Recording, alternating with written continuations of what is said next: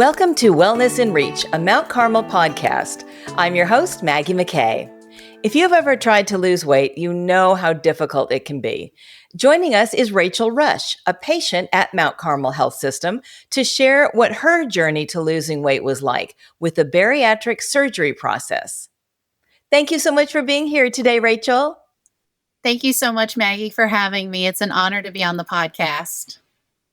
I'm looking forward to hearing your story. My cousin did this same surgery years ago, like 20 years ago. So I'm interested to hear how different it is 2 decades later. So what was the turning point in your life when you decided to pursue weight loss surgery? Well, I think one thing to note is that it wasn't one big turning point. It was a combination of multiple things that were happening every day. The fear of sitting on a chair and fearing it would break, the fear of taking the stairs when the elevator's broken. And the biggest thing was, my brother, who's 2 years younger than me, finding out he and his wife are pregnant. And I didn't know if I'd be able to keep up with this child.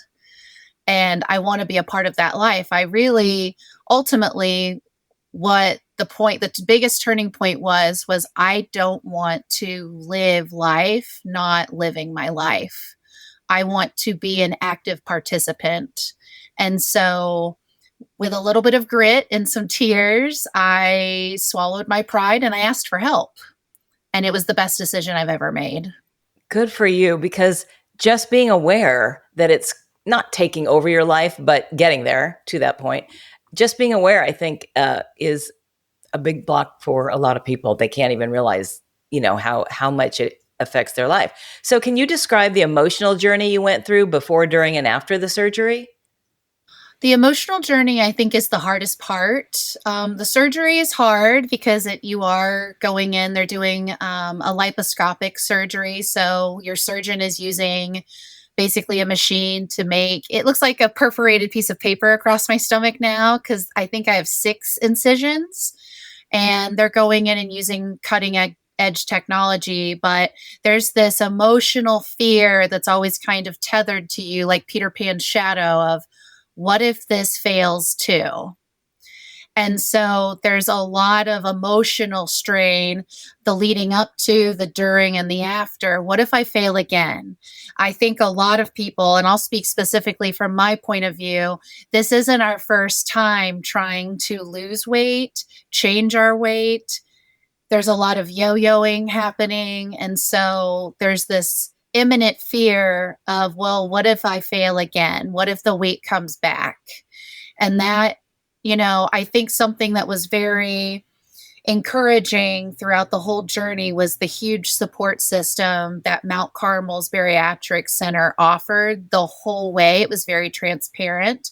There's a huge community of people who are leading up to surgery, considering surgery, and years past surgery and maintenance, that we're all kind of battling our own personal demons, but we relate to each other because we've all gone under the knife.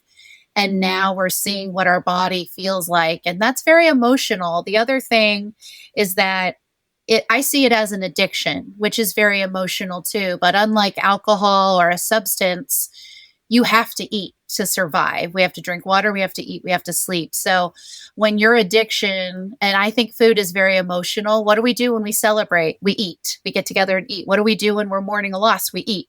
So I think the emotional journey might be the hardest one, but I would recommend it to anyone who asks me, would you do it again? I would, without hesitation, say it's worth it every single time. Well, that's good to hear. And also the fact that Mount Carmel supports you after your surgery, because that's got to be a whole nother journey. What are the biggest changes you've experienced since your surgery? I found my confidence, I think, for the first time ever. I am smaller than my lightest weight in high school. My class ring is too big. And I was always the fat girl. And I feel healthy. I can sit it's so we have this tendency, I have this tendency to think it's all about the scale, it's about the number, it's about the pant size or dress size, and it really isn't. It's something we call in the community a non-scale victory. I can sit with my legs crossed. Like, I'm one of the pretty girls. I can sit with my legs crossed. I can go up and down stairs and not emotionally be worried about it because I would be going into a building or I'd know, oh my gosh, there's 2 flights of stairs I have to take. So there's this vicious cycle in my head. Now I take stairs, it's no big deal. I run on a treadmill on purpose, on purpose. And those are things that you take for granted or don't even realize. I've never slept so well in my life. The quality of life is what really is the turning point, because when you're so heavy, I remember, and this I think is a turning point going back to the first question, I didn't realize how I felt stuck in a fat suit. And that's not to shame anyone who is heavy or in a bigger body, but to feel free is, I think, the biggest takeaway for me. That's so true. How did your support system play a role in your weight loss journey, Rachel? Well, I'll tell you, I knew for sure there were certain people in my life that were, you go get them, you go do that thing. And then I had people in my life reveal to me that it was very difficult for them to support me. There Wow. is this, yes. And I think that's part of the emotional journey is realizing, I'm going to reference Mean Girls. You have to suck the poison out. It's like a snake bite. So you might encounter people that see you succeed with the weight coming off and think, well, you're cheating. That's cheating. And it's not, it's a tool. And like any tool, if it's used properly, it can make your work so much easier. If it's used in an improper way, it can damage you. So I had a great support system in my partner. I had a great support system in my brother and sister-in-law. And now my nephew, who's 4, he's so excited for me. My parents, but coworkers, other women who are, I think as women, and this is from my specific point of view, we have a lot of opinions about weight. And the women closest to you, maybe even men, it's almost like this invisibility cloak is shed. Being fat is like a hiding camouflage mechanism. So when people see you for the first time, it's almost like they treat you differently. So the support system you have is very important because there are going to be days that you're like, this was a mistake. Why did I add more work? But in the end, it is, you have to be your strongest support system. You kind of become a phoenix, you burn through it, and you get this new skin that's stronger. But the support system within the bariatric community, the team, the nurses, the nutritionist, my surgeon, they have been incredible. And in the times that I feel so alone, going to that community and talking through, oh, my food is always cold because I can't eat it fast enough. Or I can't believe I have this many leftovers and I have to throw them out because I can't eat them fast enough. That is really the best support system you can have, as someone who understands that journey. And what are some misconceptions about weight loss surgery that you'd like to address? Oh, there's so many, but let's go with the biggest one. It is a comp out. It's a cheat, and it certainly is not. I remember waking up from my surgery and the nurse woke me up very gently and she's like, you did it, you made it. It went okay. And I'm like, pain, thirsty. And I remember looking at my body for the first time and they have like the glue on you and the bandages. And I'm like, what did I do? Fast forward to a month later, 3 months later, 6 months later, best decision I've ever made. But people see it as a cheat. And the thing is it's not. It's a tool. You are asking for help in a way that there's so many health related reasons why just eating healthier, drinking your water, and exercise just doesn't work for everyone. And so I've heard from different bariatric brothers and sisters in the community that I've exercised so hard, I've starved myself, I've drank so much water, and still the weight doesn't come off. I gain weight or it doesn't work. So this is a tool that enables all of that effort you're pouring into your own vessel, your body, to start to work. And I think that's the biggest misconception. It's also, you get through the surgery, you still have to put in the work. There's no, okay, that was easy. I pushed the button. It doesn't work like that. It's where the journey just begins, is the waking up from surgery. You still have to work out and eat right, correct? After? Yes. So basically for me, I had gastric bypass. So they gave me a smaller stomach. Imagine a weekender bag. That's a big bag. You're packing for a trip. I now have a coin purse. So my stomach got much smaller. And because your stomach is smaller, you now have nutritional deficiencies. So I have to take a vitamin every day because eating high protein food and greens isn't enough. I have to think about what I'm eating. Your tolerance for eating in the way you ate before doesn't work anymore. So, as a past emotional eater and continued emotional eater, thinking you're going to eat that whole bucket of chicken, for example, that doesn't work anymore. You have 2 bites, you're full, but then you're hungry again later.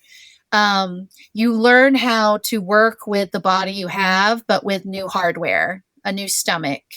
You have to drink water, but I will tell you, once you kind of crack the code and figure out how to fuel this new stomach, it's like you are the most pure version of yourself. You're clean, you're feeling energized for really the first time in your life.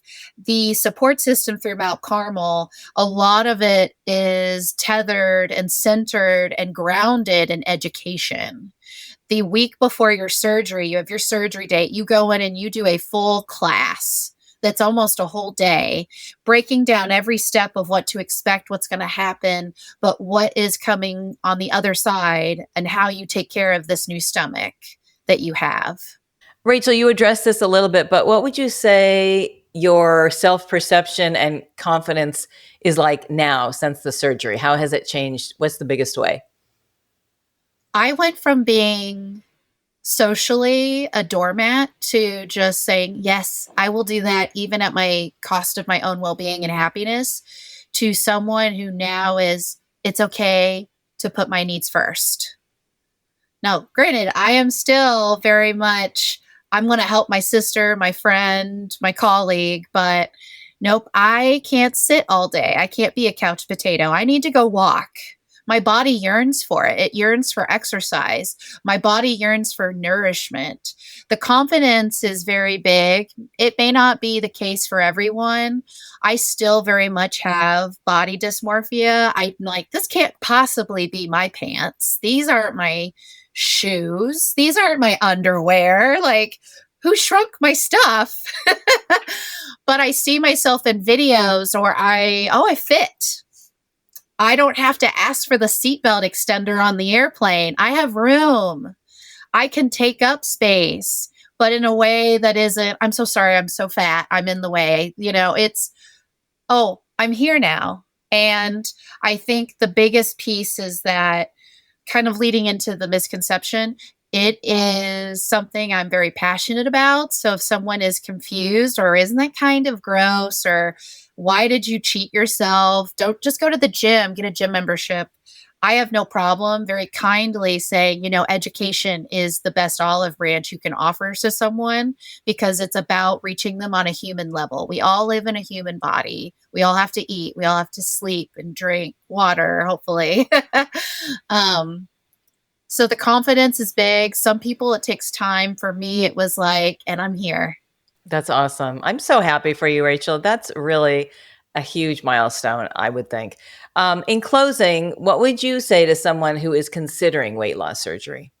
I think the biggest thing to consider is you have to want it most. I have met other people in the bariatric community that they were guided down the path of bariatric surgery, whether it be the sleeve or the full bypass, because they have to lose the weight to get to the next surgery. Or there's some sort of quality of life issue. And this might be for older patients. I had my surgery at 33, so I'm a bit younger, but you have to want it the most because it is a big it's a lifestyle change. Let's just put it that way. You are now thinking about food in a way that isn't, I'm craving food, I'm a slave to food. Now it's, no, I'm telling you what to do and I'm assigning you your job. And you have to have you have to put yourself first. And I think that is one of the hardest tasks for people is I will see people get their surgery date and be like, I don't know if I want it. And you have to want it the most. That's the key, is if you're considering it, you need to be doing it for you, not anyone else. I love that. Put yourself first. And, weight loss surgery or not, that's a hard thing for a lot of people to do in life in general. So that's good advice. Thank you so much, Rachael, for sharing your story and being so candid. I'm sure you're going to help a lot of people who are on the fence about getting this surgery. And congratulations. Thank you. Can I share how much I've lost today? Yes, I didn't know if that was appropriate to ask, but I wanted to ask. I think that's very sweet. It's hard to go up to someone like, are you having a baby? Are you losing weight? So it's 156 pounds as of today. And I see her I think of that as another part of me, another part of Rachael. She was great, but she can go be somewhere else. I will love her forever. But now there's more room for me. That's amazing. Wow. That is such an achievement. Congratulations again. Thank you so much. Visit mountcarmelhealth.com/bariatrics for more information on weight loss options and a pre-screening application. If you found this podcast helpful, please share it on your social channels and check out our entire podcast library for topics of interest to you. Thanks for listening to Wellness in Reach, a Mount Carmel podcast.